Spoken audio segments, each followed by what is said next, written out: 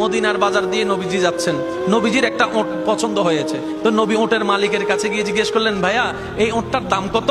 ওই দামাদামি হলো, নবী সে দামে কিনতে রাজি হলেন, কিন্তু নবীর কাছে তখন অর্থ ছিল না। তখন নবীজি ওনাকে বললেন, আপনি আমাকে ওটটা দেন, আমি এখন গিয়ে আপনার সেই প্রাপ্যটা পাঠিয়ে দিচ্ছি। ওটের মালিক ওনাকে ওটটা দিয়ে দিলেন।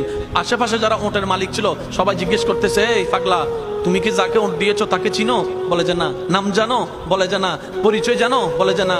ঠিকানা জানো? না। তো তুমি যে ওটটা দিয়ে দিলা, উনি যদি ওটার টাকাটা না ফাটায় তখন তো তুমি লসের মধ্যে চলে যাবা। সে ওটের মালিক বলে, এত সুন্দর নুরানি চেহারাওয়ালা কখনো বাটপার হতে পারে না, কখনো চিটার হতে পারে না, কখনো মিথ্যুক হতে পারে না।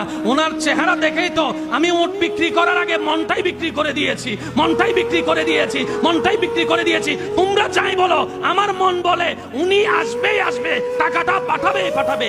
এই কথা বলতে না বলতে কিছুক্ষণ পরে নবীজির একজন সাহাবা এসে বলছেন, একটু আগে একজন ওট নিয়ে গিয়েছেন কাছ থেকে, ওটের মালিকটাকে একটু দেখতে চাই। উনি বলে যে আমার থেকে। তো উনি বললেন, আমাদের নবী আপনার থেকে ওটটা নিয়ে গিয়েছেন, ধরেন ওটের টাকাটাও দিয়েছেন, আপনাদের খাবার জন্য কিছু খেজুরও হাদিয়া পাঠিয়েছেন, খেজুরও হাদিয়া পাঠিয়েছেন। ওই ওটের মালিক বলে, ভাইয়া টাকাটাও রাখেন, খেজুরটাও রাখেন, আগে আমাকে ওনার কাছে নিয়ে যান। আমি ওট বিক্রি করি নাই, আমার দিলটাই বিক্রি করে দিয়েছি। ওনার চেহারা মোবারক দেখে আমার মনটাই পাল্টাই গিয়েছে, আমি কালিমা পড়ে মুসলমান হয়ে যেতে রাজি আছি। সুবহানাল্লাহ।